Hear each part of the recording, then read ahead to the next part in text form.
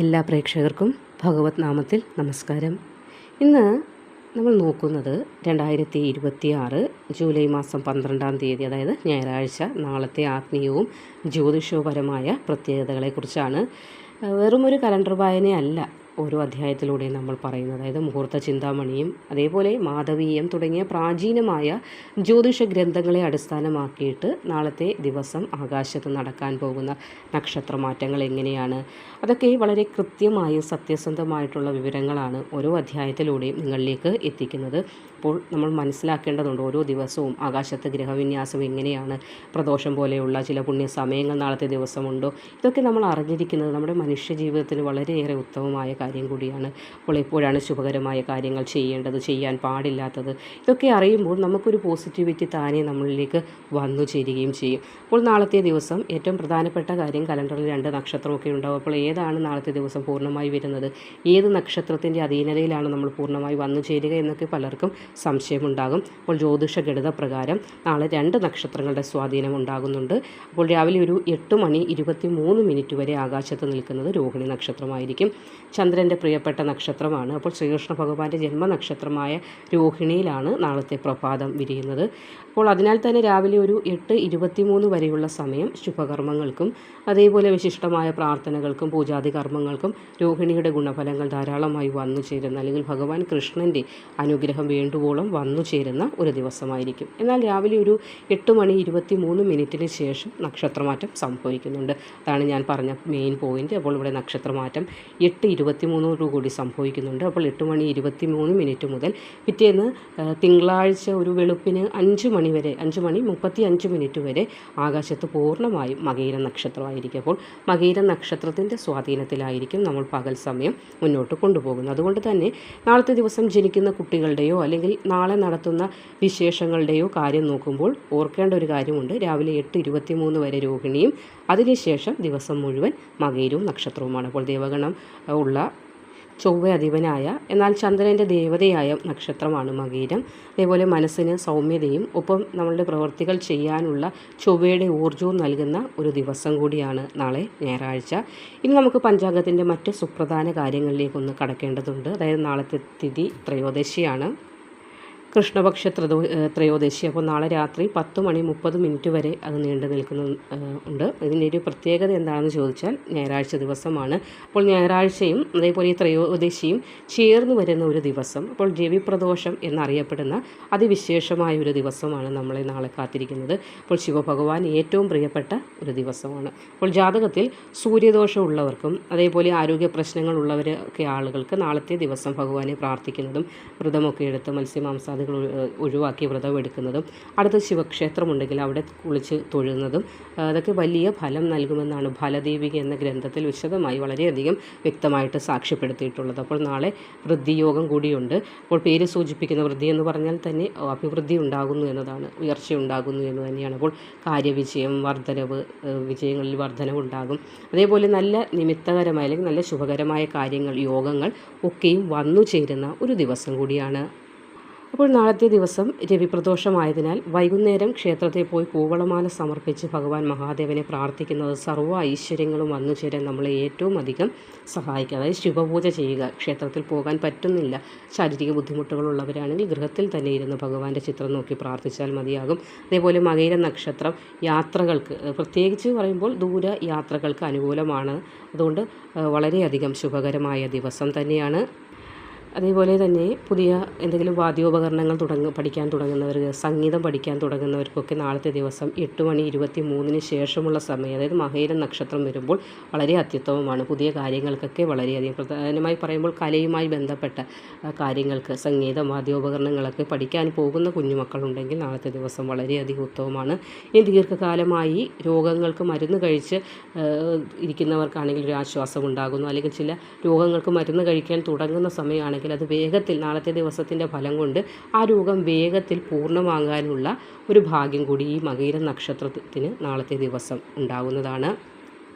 മകയിരം എന്ന് പറയുന്നത് ചൊവ്വയുടെ അധീനതയിലുള്ള നക്ഷത്രമാണ്. അതുകൊണ്ട് തന്നെ നാളത്തെ ദിവസം അനാവശ്യമായ വാഗ്വാദങ്ങളിൽ ഏർപ്പെടാതിരിക്കുന്നതൊക്കെ ആയിരിക്കും ഉത്തമം. കാരണം പെട്ടെന്ന് ദേഷ്യം വരാൻ സാധ്യതയുള്ള ഒരു ദിവസം കൂടിയാണ്. ഇനി ഞായറാഴ്ചയാണ്.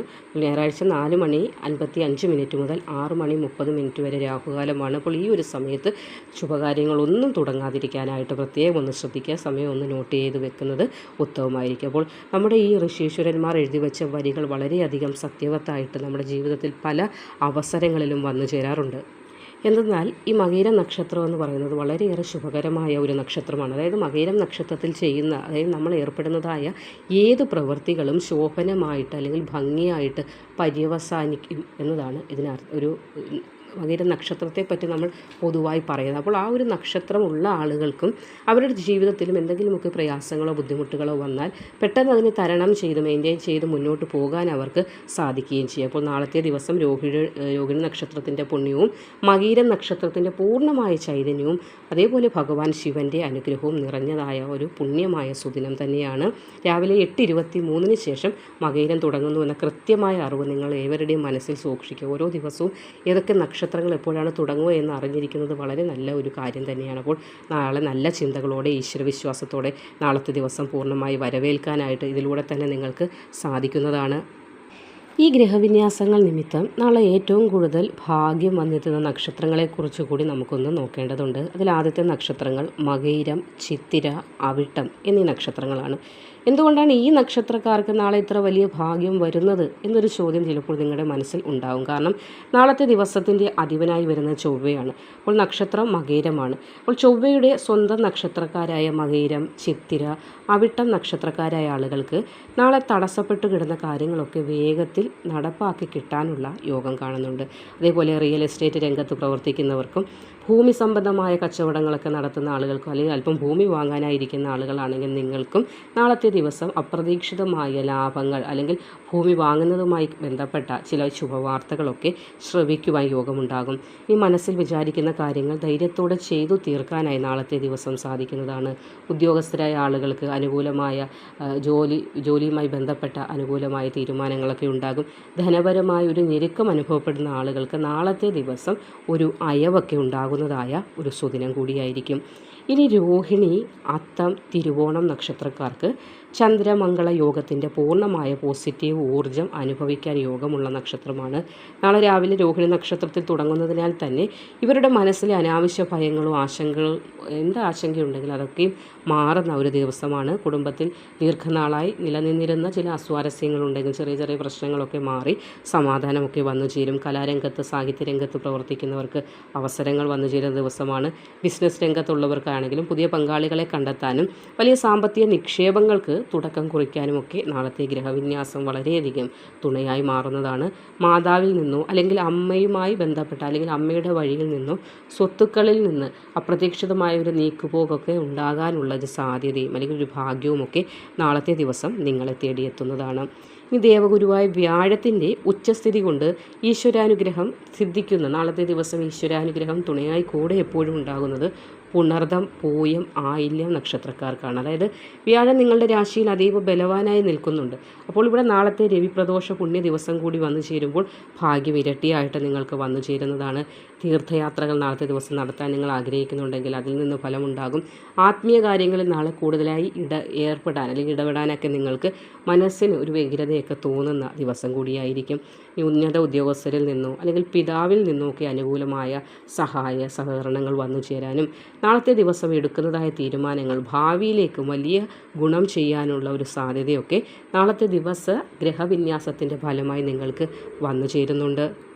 അപ്പോൾ ഗ്രഹങ്ങൾ അനുകൂലമാണെന്ന് കരുതി ഫലമൊന്നും ചെയ്യാതിരിക്കുകയല്ല വേണ്ടത്. ഫലം പൂർണ്ണമായി ലഭിക്കണമെങ്കിൽ ഗ്രഹങ്ങളുടെ ആനുകൂല്യവും വേണം, നമ്മൾ കർമ്മം കൃത്യമായി ചെയ്യുകയും വേണം. അപ്പോൾ പ്രപഞ്ചം തരുന്ന ഈ അനുകൂല ഊർജ്ജത്തെ ഭക്തിയോടെയും കഠിനാധ്വാനത്തോടെയും നമ്മൾ സ്വീകരിച്ചാൽ മാത്രമേ എപ്പോഴും സന്തോഷമായിരിക്കാനുള്ള വകകൾ പ്രപഞ്ചവും അല്ലെങ്കിൽ ദൈവവും നമ്മളിലേക്ക് എത്തിക്കുകയുള്ളൂ. അപ്പോൾ നാളെ ഭാഗ്യം വരുന്ന ഈ നക്ഷത്രക്കാർ രാവിലെ തന്നെ കുളിച്ച് ശുദ്ധിയായി ഭഗവാൻ സൂര്യനെ വണങ്ങാനായിട്ടും അതേപോലെ വൈകുന്നേര സമയത്ത് ശിവക്ഷേത്ര ദർശനം നടത്തുന്നതൊക്കെ വളരെയധികം നിങ്ങളുടെ ഭാഗ്യത്തെ ഇരട്ടിയായി നാളത്തെ ദിവസം നിങ്ങളിലേക്ക് തന്നെ പൂർണ്ണമായി എത്തിക്കുന്നതായിരിക്കും. അപ്പോൾ തികച്ചും സത്യസന്ധവും ശാസ്ത്രീയവുമായ ജ്യോതിഷ അറിവുകൾ പങ്കുവയ്ക്കുന്ന നമ്മുടെ ചാനലിന് എപ്പോഴും നിങ്ങളുടെ സഹകരണം ഉണ്ടായിരിക്കേണ്ടതാണ്. എപ്പോഴും സത്യസന്ധമായ വീഡിയോ അല്ലെങ്കിൽ വിവരങ്ങൾ നിങ്ങളിലേക്ക് എത്തിക്കാനായിട്ട് ഞാൻ എപ്പോഴും ശ്രമിച്ചുകൊണ്ടിരിക്കുന്നുണ്ട്. അപ്പോൾ മറ്റൊരു അധ്യായവുമായി വീണ്ടും കാണുന്നത് വരെ നന്ദി, നമസ്കാരം.